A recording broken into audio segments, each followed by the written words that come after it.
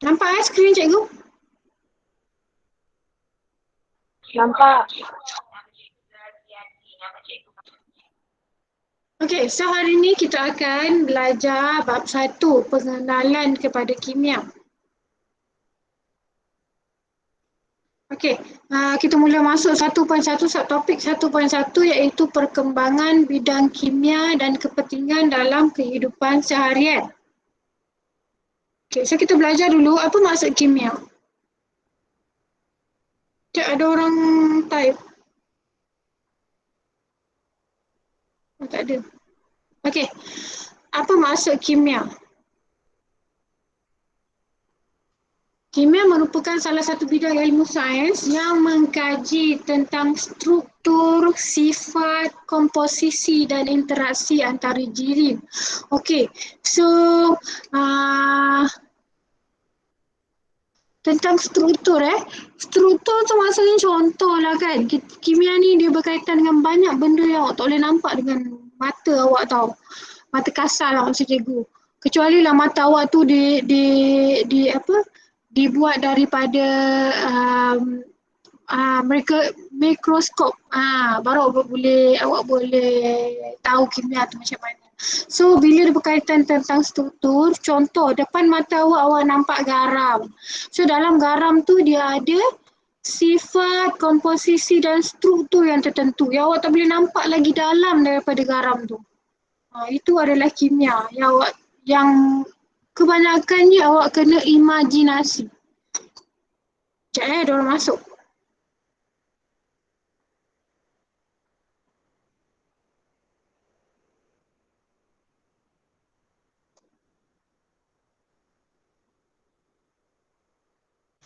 Okey, yang kedua, pembelajaran kimia bukan sahaja terhad kepada bahan kimia yang terdapat di dalam makmal, tetapi juga segala bahan yang wujud dalam kehidupan kita seperti garam dan sabun. So sabun tu pun salah satu bahan kimia. Apa-apa yang awak makan, even apa perencah pun bahan kimia, garam bahan kimia, gula bahan kimia. So dia bukan dalam makmal sajalah. Kimia dapat membantu kita memahami jirim di sekeliling kita. So masuk jirim ni awak dah belajar kita masih kelas bahasa Melayu tau sebab tak ada lagi kelas DLP. Jadi, bukan masa cikgu tak ada lagi kelas DLP kecuali ada permintaan kita akan buka kelas DLP lah. Tapi setakat ni cikgu akan mengajar bahasa Melayu. So kimia dapat membantu kita memahami jirim di sekeliling kita. So jirim ni contoh daun, dalam daun tu ada apa? Itu benda-benda yang berada di sekeliling kita lah. Okey, perkataan kimia berasal daripada perkataan Arab al-kimia. Okay, bahan kimia dalam kehidupan seharian. Semua bahan yang terdapat di sekeliling kita terdiri daripada bahan kimia. Semua even awak punya meja, kerusi, TV, semua dalam bahan kimia. Awak bawa TV bahan kimia ke? Tapi dalam TV ada microchip, dalam handphone ada microchip. So benda tu adalah satu bahan kimia. Kalau awak ingat kita belajar dalam jadual berkala. Jadual berkala korang punya bahasa Inggeris adalah periodic table. Ingat periodic table tu ingat tak? Boleh lah. Boleh. Ni yang periodic table ni ini Ingat tak bentuk dia macam ni? Ada head. Ini adalah periodic table. Ingat. So bahan-bahan kimia dibina daripada bahan-bahan logam dalam periodic table. Bahan logam, separuh logam dan bukan logam. Okey. So aktiviti harian kita lakukan turut melibatkan tindak balas kimia. So contoh tindak balas kimia yang paling simple adalah proses fotosintesis. Proses fotosintesis tu adalah satu contoh tindak balas kimia. Okey, Rajah 1.2 menunjukkan bahan kimia yang lazim digunakan dalam makanan, perubatan, pertanian dan industri. So kita tengok apa benda. So dalam makanan kita ada pengawet yang mengekalkan bahan, contohlah burger kan. Dalam burger, kenapa burger dalam kita punya test boleh duduk lama-lama? So dia ada pengawet. So pengawet tu adalah satu bahan kimia. Pewarna, perisa, pengantioksida dan penstabil. Okey, pengantioksida ni adalah contohnya kan. Katakanlah awak ada satu apple. So bila awak gigit apple tu, apa yang terjadi bila awak biarkan dekat atas meja? Apa yang terjadi Maizatul? Kalau awak biarkan apple tu ada atas meja. Yang awak dah gigit, lepas tu awak biarkan apple tu atas meja. Apa yang berlaku pada apple tu? Dia ada benda kuning. Dia ada apa?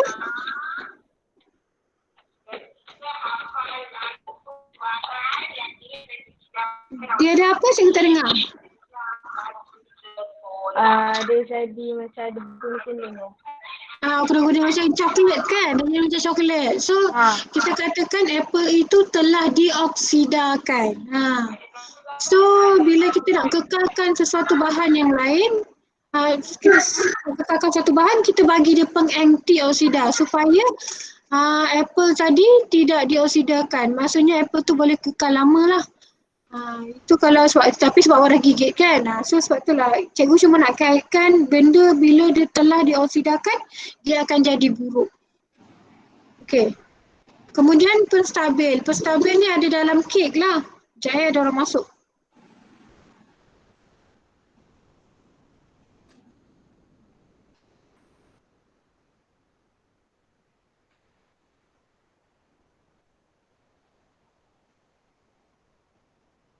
Okey, penstabil dalam kek. Kemudian kita pergi ke antibiotik. So antibiotik ni adalah untuk awak dah biasa cikgu doktor kata awak ambil antibiotik ni untuk makan. So antibiotik hanya boleh membunuh jangkitan kuman bakteria lah. Kuman atau bakteria. Tapi kalau virus badan awak tak perlukan antibiotik. Awak kena sihat sendiri kalau jangkitan virus. Okey, antiseptik. Okey, antiseptik ni adalah untuk, ya Allah, masuk lagi sekejap ya. Kenapa masuk lambat sangat ni budak-budak ni? Siapa Afiq?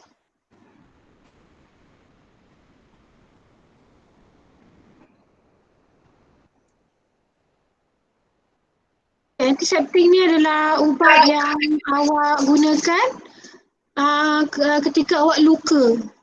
So dia menghalang daripada jangkitan bakteria atau kuman lah. Sebelum dia masuk dalam badan, awak guna antiseptik dulu. So kemudian vitamin macam biasa lah. Bobo je belajar, pada tak boleh. Boleh offkan mic tak? Yang on mic tu boleh off mic tak? Siapa yang on mic boleh offkan mic tak? Okay.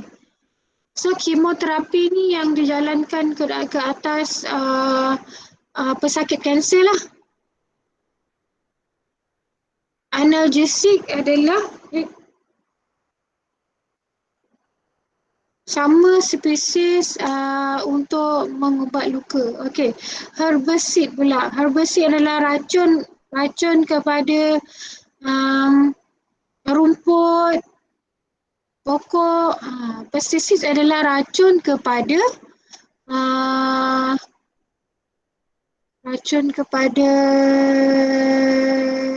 macam contoh lipas. Serangga, racun kepada serangga. Fungisid pula racun kepada bakteria lah. Kulat macam tu. Baja dan hormon. Hormon yang awak dah belajar dalam sains kan. Hormon tu ada dalam badan kita. Contohnya hormon untuk mengandung. Kita ada apa benda dah lupa dah cikgu. Estrogen, progesteron. Ingat kan? Ada kan belajar dalam sains?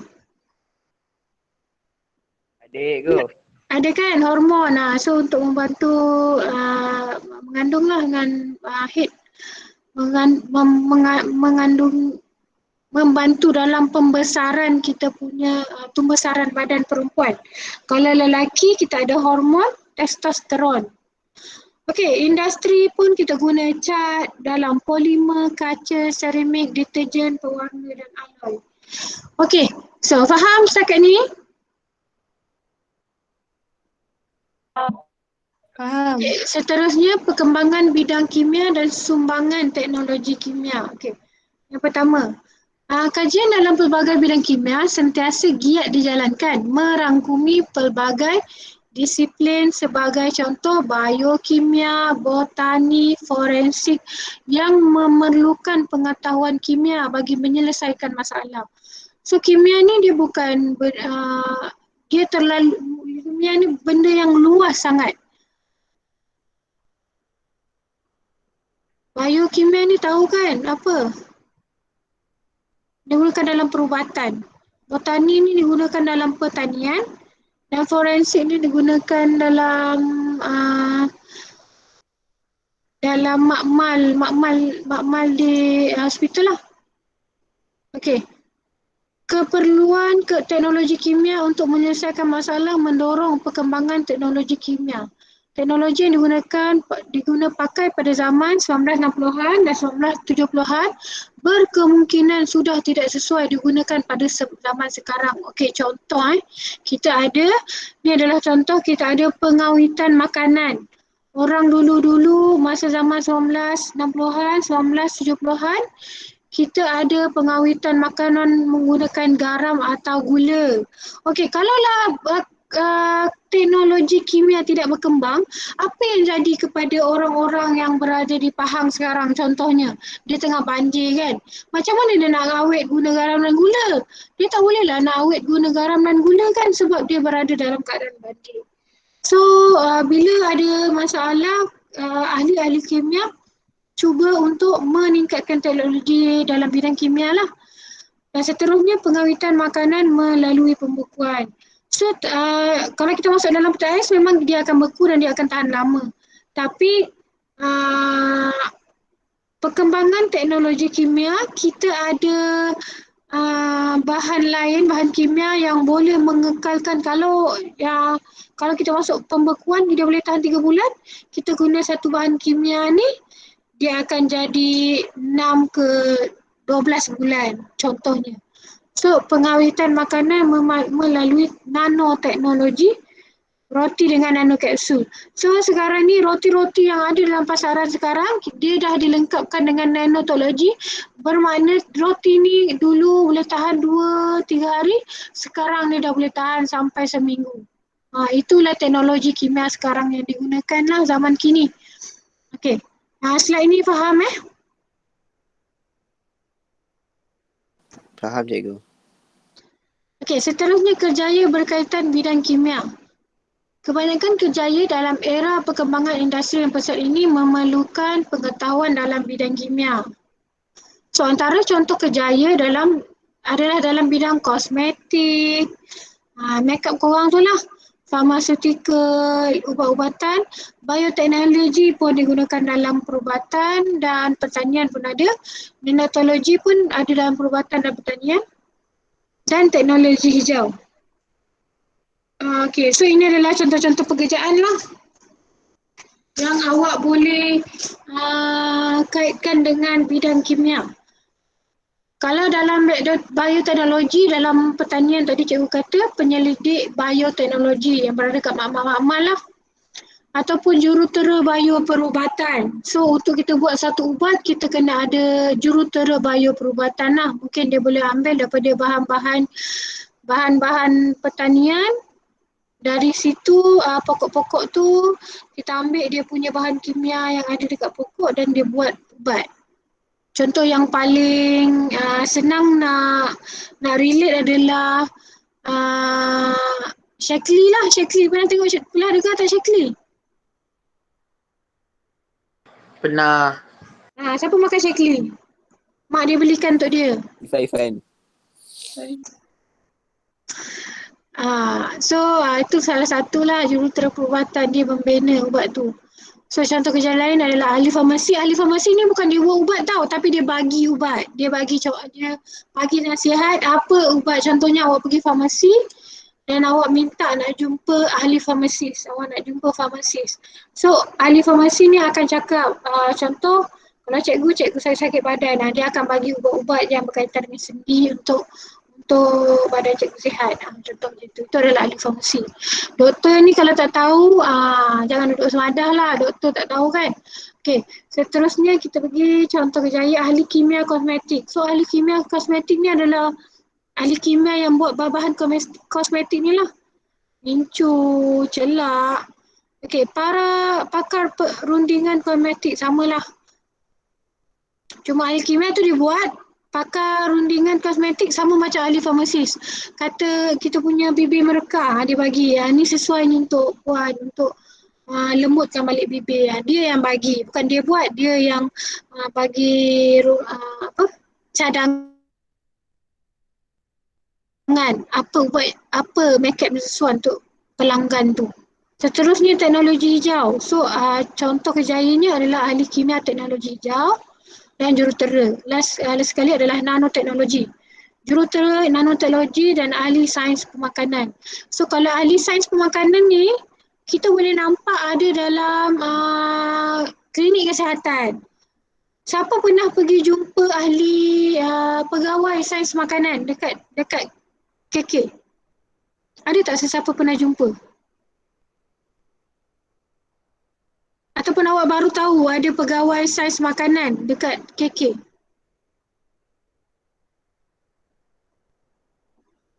Cikgu cakap seseorang ke? Tak ada orang ke ni? Baru tahu. Okey. Cubalah respon sikit. Okey. Kenapa korang tak jumpa? Siapa yang pernah jumpa saya tak tahulah, tapi orang yang akan jumpa pegawai sains makanan dekat KK adalah kebanyakan budak yang terlampau gemuk. Dia kena obesiti ataupun dia terlampau kurus. Pun akan jumpa ahli sains makanan ni lah dekat KK. Okay. So itu adalah kejayaan berkaitan bidang kimia. Okey, sebelum cikgu pergi ke 1.2, faham tak kita belajar 1.1 tadi? Faham. Ada soalan nak tanya? Tak ada. Okey, kita teruskan. 1.2 penyiasatan saintifik dalam kimia. So, penyiasatan saintifik ni penyiasatan saintifik merupakan satu kaedah saintifik yang digunakan bagi penyelesaian masalah dalam sains. So contoh kan, COVID ni kan, COVID berlaku. So apa dia orang buat? Dia orang buat penyiasatan saintifik ni lah.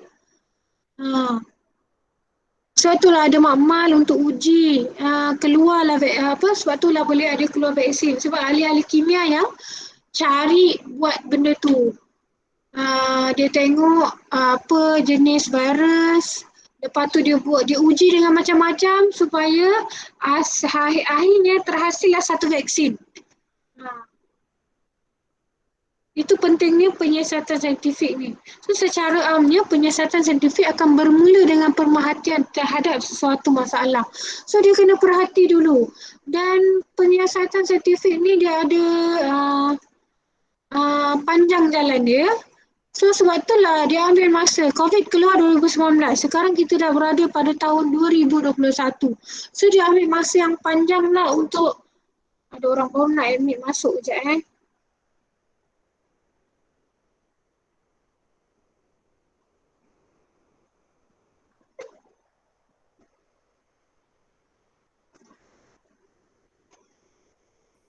Tadi cikgu cakap sampai mana dah lupa pula.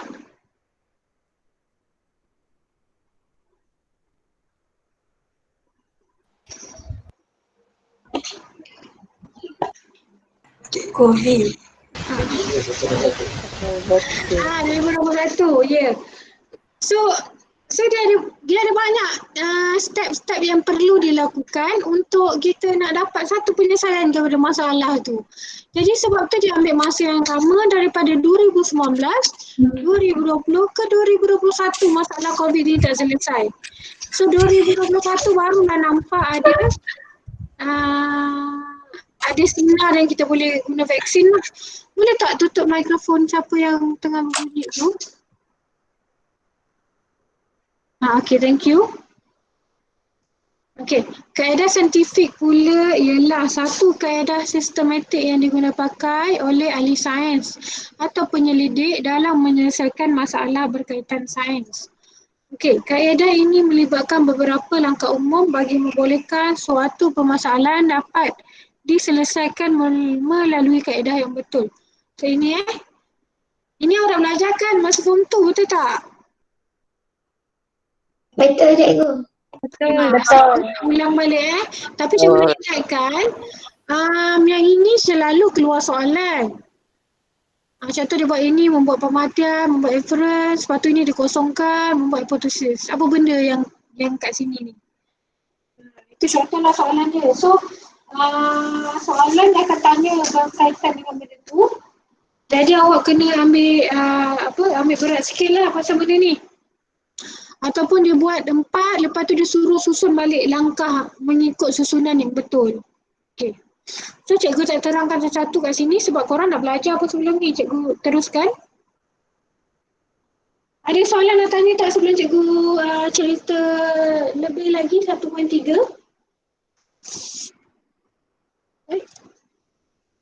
Tak ada cikgu. Okay, kalau tak ada cikgu teruskan penggunaan, pengurusan dan pengendalian radas serta bahan kimia. Oish, siapa tadi? Aina Safia. Awak yang pindah awak yang nak pindah ke Ya, saya. Eka. awak kan? Tapi awak dah habis pula satu bab kimia kalau cikgu habiskan 1.3 je. Tak apalah, awak duduk je lah kat sini. Nanti besok sambung dengan akaun pula. Okey, seterusnya 1.3. Penggunaan, pengurusan dan pengendalian radas serta bahan kimia. Kejap cikgu cari cikgu punya pen. Mana hilang pen? Sini. Okey. Mamal ialah satu tempat yang penting dalam pembelajaran kimia dan juga merupakan tempat yang berbahaya. So, kalau korang ingat masa korang tahun 6, masa ni tahun 6 dah boleh masuk ke Mamal ke tahun 5 dah masuk Mamal? Tahun bila awak masuk Mamal? Start masuk Mamal? 4. Oh, dah jam 4 Jam 4. Ada tak guna termometer? Ada. Ada. Pernah tak termometer tu pecah? Sebab yang pecah-pecah ni selalu masa sekolah rendah. Pernah tak termometer pecah? Tak ada. Tak ada ke? Alah, tak boleh lah nak tanya soalan. So, kita teruskan dulu lah. Okey, segala peraturan dan langkah keselamatan di dalam amal perlu dipatuhi. Okey. So ini adalah selalu dalam amal memang ada lah kita punya peraturan, poster peraturan am di dalam amal. Contohnya, pakai kasut keselamatan, pakai sarung tangan jika perlu, pakai kacamata keselamatan, dilarang makan dan minum, pakai kod makmal, pastikan makmal bersih dan kemas, pakai alat pernafasan jika perlu, selenggara rekod pekerja mengikut piawaian. Ni contoh-contoh lah. Awak jangan risau cikgu, walaupun cikgu cakap laju, benda ni semua ada dalam buku teks tau. Cikgu keluarkan dan cikgu buat PowerPoint. So, boleh tengok balik lah dalam buku teks yang gambar yang lebih jelas lah untuk poster peraturan am di dalam makmal. Lagipun korang tahu kan sekarang buku teks semua dah digital kan? Jadi boleh tengok dekat handphone juga. Ada tak buku teks? Siapa yang belum ada buku teks lagi? Buku teks digital maksud cikgu. Ada tak? Kalau tak ada, cikgu nak bagi buku teks tu dalam WhatsApp ataupun bagi link. Ada cikgu. Ada Okay. Yang bahasa Inggeris ke Melayu je? Bahasa Melayu punya. Ada. Sebelum cikgu teruskan, Ada, cikgu. ada orang yang bercita-cita nak ambil bahasa Inggeris? Tak. Ada. Cuba jujur, siapa yang nak ambil bahasa Inggeris? Saya. Siapa saya tu?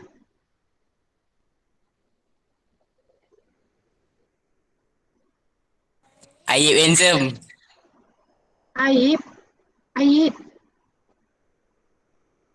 Mana seorang je lah nak ambil bahasa Inggeris. Kalau seorang kemungkinan tak adalah kelas sains DLP tu dibuka. Yes. Jadi kita belajar bahasa Melayu je lah. Okey, cikgu teruskan. Alat pelindung diri dan peralatan keselamatan. Okey, so pemakaian alat pelindung diri semasa menjalankan eksperimen di dalam amal kimia adalah perlu bagi mengelakkan berlakunya kemalangan pada diri. Okey, tapi dekat sekolah kita tak pakailah alat pelindung diri ni. Sebab sekolah bukannya ada duit kan. So, cuma awak akan mula memakai alat pelindungan diri ni bila awak berada dekat matriks ataupun awak ambil diploma ataupun awak ambil ijazah. Baru masa tu awak akan pakai alat pelindung diri. Sebab apa? Sebab bahan kimia yang berada di makmal sekolah tidaklah begitu berbahaya sangat bagi korang. So, untuk alat pelindung diri tu macam tidak perlulah untuk berada di sekolah ni. Kecuali kepada pembantu makmal. Diorang memang perlu pakai. Sebab diorang memegang alat kimia yang berbahaya tu ada dekat diorang. Yang korang punya dah dicairkan. So, tak perlu risau. Okey. Seterusnya, selain daripada alat pelindung diri, makmal kimia juga dilengkapi dengan pelbagai peralatan keselamatan. Okey, kita tengok Ini awak, bukan awak pakai kat sekolah lah. Ini awak akan pakai dekat yang awak belajar higher level. So, kenapa dia cerita dekat sekolah? Supaya awak tahu yang sebenarnya memang perlu ada alat pelindungan diri dan peralatan keselamatan ni lah. Contohnya kita ada kaca mata keselamatan. So Google kan sebut kan. Digunakan untuk mengelakkan debu atau percikan bahan kimia daripada terkena mata. Okey. Ada juga eksperimen yang berbahaya lah dekat kimia ni. Cuma kita guna dengan kuantiti yang sangat sedikit. So kemungkinan untuk percikan bahan kimia berlaku kuranglah. Sedikitlah persen dia. Okey. Seterusnya kita ada topi muka. So kalau awak tak masuk makmal pun awak kena pakai topi muka. Sebab sekarang COVID kan. So kita tahu dia guna untuk melindungi organ pernafasan daripada bahan kimia dalam bentuk serbuk atau asap. Okey, seterusnya kita ada sarung tangan. Sarung tangan kita ni digunakan semasa mengendalikan bahan kimia untuk melindungi tangan daripada tercedera, terkena bahan kimia atau jangkitan. Okey, so ada juga bahan kimia yang dia mengakis. So bila dia mengakis, awak terkena, awak akan rasa macam sepatutnya dekat jari awak ni ada cap jari. Tapi bila awak terkena kat dia, awak punya cap jari awak ni boleh hilang lah. Sebab dia mengakis awak punya cap jari tu. So, tapi setakat inilah untuk eksperimen dekat sekolah, tak ada lagi lah orang kena terhakis ni sebab kita gunakan asid dan alkali yang rendah pH dia. Okay. So, seterusnya baju makmal. Inilah baju makmal ni. Digunakan sebagai pelindung untuk badan dan pakaian daripada tumpahan bahan kimia seperti asid, alkali dan pelarut organik. Kasut makmal digunakan untuk melindungi kaki daripada kecederaan akibat tumpahan bahan kimia terkena objek tajam atau bahan toksik. Okey, setakat ni ada soalan nak tanya tak? Cikgu, WhatsApp tu apa cikgu? WhatsApp tu dia sama je masuk dengan asap. Cuma asap tu dalam bahasa Melayu. So WhatsApp ini adalah asap yang dihasilkan daripada bahan kimia. Contoh korang tak boleh buat eksperimen lagi. Macam mana Okey, contohlah macam ni. Awak pernah tengok tak mak awak isi minyak? Pernah. Minyak kereta. Pernah. Okey. So bila isi minyak kereta kan, kita dalam kereta kita boleh bau kan? Kita boleh bau minyak tu kan? So kalau awak tengok dekat-dekat, kalau awak tengok betul-betul dekat pengisian minyak tu, dekat tangki minyak tu, dia akan nampak ada macam gas yang terbebas ke udara. So kita panggil betul adalah wasap lah.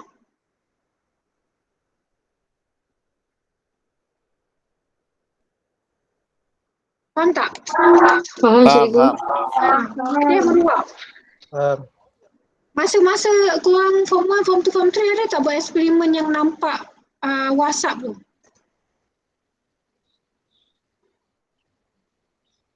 Tak ada Ego. Tak ada. Tapi kita akan ada eksperimen dekat form 4 lah nanti. Kita akan ada eksperimen boleh nampak wasap tu macam mana secara dekat. Okey, ada lagi soalan tak nak tanya? Tak ada. Tak ada cikgu. Okey, seterusnya peralatan keselamatan dalam amal. Okey, so kita ada kebun wasap. Pernah tengok kan kebun wasap ni dalam amal? Pernah.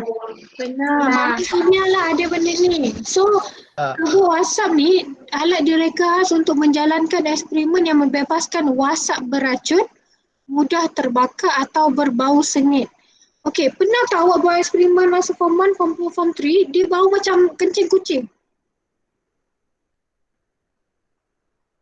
Tak. Tak kot. Oh, tak ada Okey, tapi dalam kimia ni kita akan ada eksperimen macam tu lah. So eksperimen macam tu selalu kita akan buat dalam ni. So ni ada pintu kan, pintu tu akan ditutup. Sambil tangan kita dekat bawah, kita buat eksperimen dalam tu lah.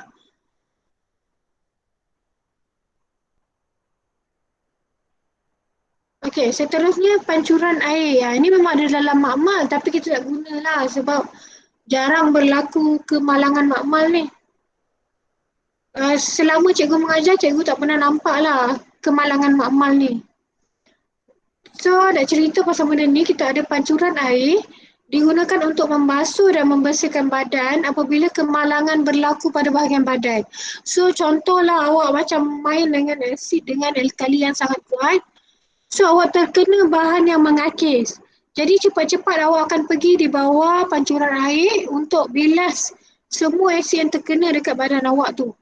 So alat ini juga digunakan untuk memadamkan api sekiranya berlaku kebakaran pada bahagian badan. Okey, kemudian kita ada eye wash, digunakan untuk membasuh dan membersihkan mata apabila kemalangan berlaku pada bahagian mata. Okey, seterusnya kita ada alat pemadam kebakaran, digunakan untuk memadamkan api semasa kebakaran berlaku di makmal. Ni tahulah, semua orang pun tahu cara nak guna. Lagipun korang kan pernah tengok kan macam mana cara nak guna. Masa bomba datang tahun 2019 ada kan bomba datang? Ada. Ada. Bomba datang ditunjuk macam mana nak guna alat pemadam kebakaran ni. Okey, so seterusnya kita ada pencuci tangan digunakan untuk menekankan bahan kimia, minyak, kotoran dan mikroorganisma pada tangan. So yang paling mudah kat sini, sekarang semua orang bukan ada kat mama je, semua orang pun ada benda tu, betul tak? Kita panggil apa? Hand sanitizer. Hand sanitizer. So semua orang pun ada benda tu. Okay, so kita pergi kepada penyimpanan bahan kimia. Sebelum tu cikgu nak tanya, sekarang dah pukul berapa Boleh lagi ke cikgu cerita pasal penyimpanan bahan kimia ni? Boleh. 10-20 ni. 10-20? Boleh. Boleh. Boleh cikgu, terus. Sempat cikgu. Okey. Kita pergi kepada bahan reaktif logam reaktif. Okey. Bahan reaktif logam reaktif seperti litium, natrium dan kalium disimpan di dalam minyak parafin untuk mengelakkan daripada bertindak balas dengan air di udara. Okey. So, pernah dengar kan litium, natrium dan kalium sebab korang belajar dalam periodic table, betul? Betul. Okey, kenapa kena simpan dalam minyak parafin? Sebab litium, natrium dan kalium ni dia sangat reaktif. So bila dia sangat reaktif, walaupun awak baru keluarkan dia daripada minyak parafin, dia akan terus bertindak balas dengan udara. Okey, contoh cikgu bagi korang tengok satu YouTube berkaitan dengan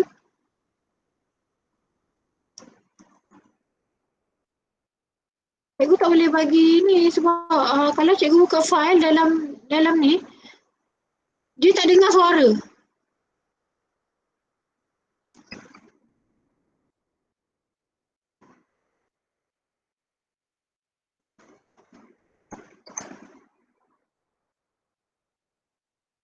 Kita tengok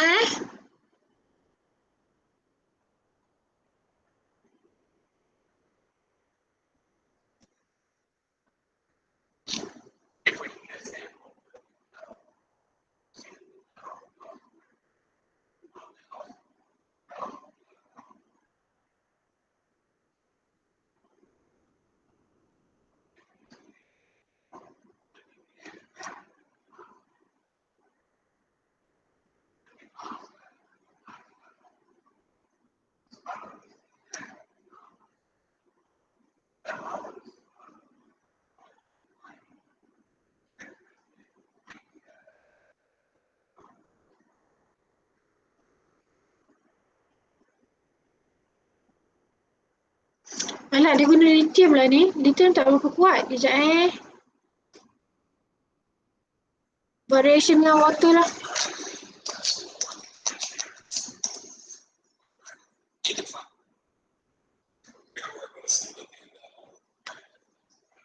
Okey, kejap Ini lithium, ini natrium, ini kalsium. Okey, cuma 3 ni aja ada berada dalam makmal. Sebab kalau ada lagi metal lain nama dia rubidium, dia dah jadi sangat reaktif. Awak nampak tak kesan-kesan kat sini ni? Dekat kertas suras ni nampak tak kesan-kesan ni? Kesan-kesan ni adalah kesan-kesan minyak yang dia baru keluar daripada minyak parafin tadi. Yang cikgu kata dia masuk dalam minyak parafin yang dia keluarkan. Dekat kertas turas sebab nak hilangkan dulu minyak parafin tu. Kalau awak tak hilangkan minyak parafin tu, dia tak akan bertindak balas. Sebab minyak parafin tu digunakan untuk halang dia daripada jadi reaktif terhadap udara, air dan satu lagi apa? Dan bahan kimia yang lain. Okey, kejap kita teruskan lagi.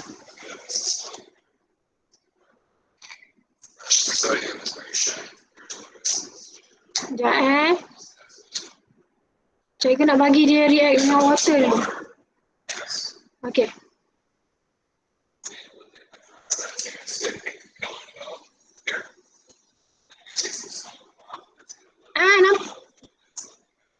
Nampak tak yang udara warna putih ni? Nampak. Itu nama dia wasap. Itu nama dia wasap.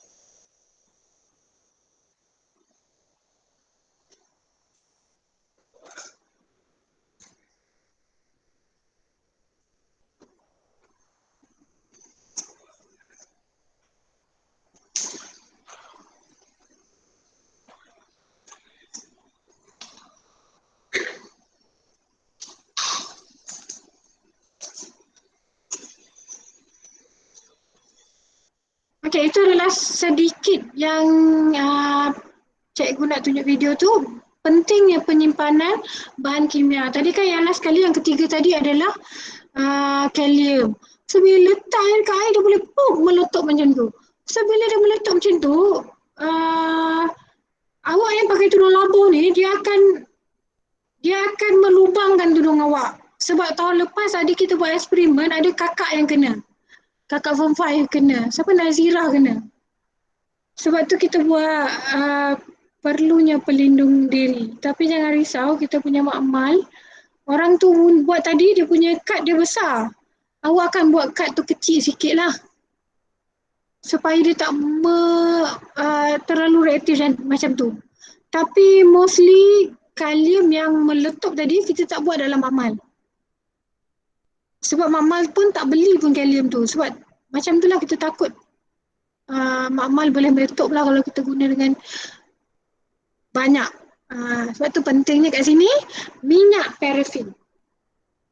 Apa kegunaan minyak parafin ni? Dia mengelakkan daripada bertindak balas dengan air dan udara. Faham? Faham cikgu. Faham. Okey, seterusnya hidrokarbon dan pelarut organik. So hidrokarbon dan pelarut organik yang senang lah. Yang senang kita dalam kehidupan seharian ni, contoh pelarut organik adalah minyak masak dekat rumah awak tu. Minyak masak. So cecair yang senang meruap ataupun pelarut organik juga sama macam minyak kereta. Minyak kereta pun adalah salah satu hidrokarbon. Okey. Dan cecair yang senang meruap. Tahu tak apa itu meruap?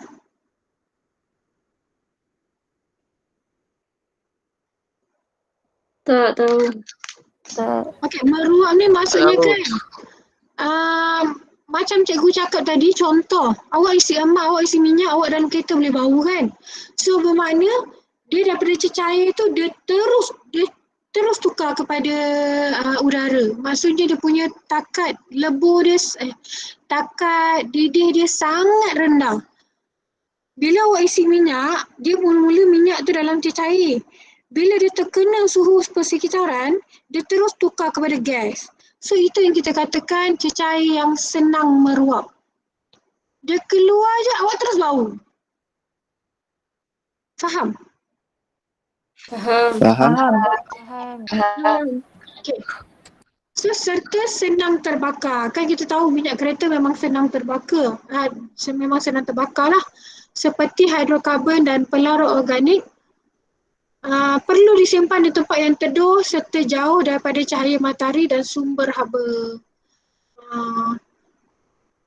Contoh lain, gas yang dalam awak punya tong gas kat rumah. So memang kita kena simpan dalam tempat yang teduh dan jauh daripada cahaya matahari dan sumber haba lah. Okey, faham? Faham cikgu. Cikgu rasa dah 10:29 dah, lepas ni awak rehat kan? Jadi cikgu stop kat sini, nanti cikgu akan sambung. Okey, ada apa-apa nak tanya tak sebelum cikgu habiskan kelas? Takatnya tak ada cikgu. Okey, sebelum tu cikgu nak ucap tanya sebab cikgu rasa macam kelas ni ada 31 kan, sepatutnya hampir keseluruhan lah masuk. Okey, tanya. So, faham apa kita belajar hari ni? Faham. Cikgu.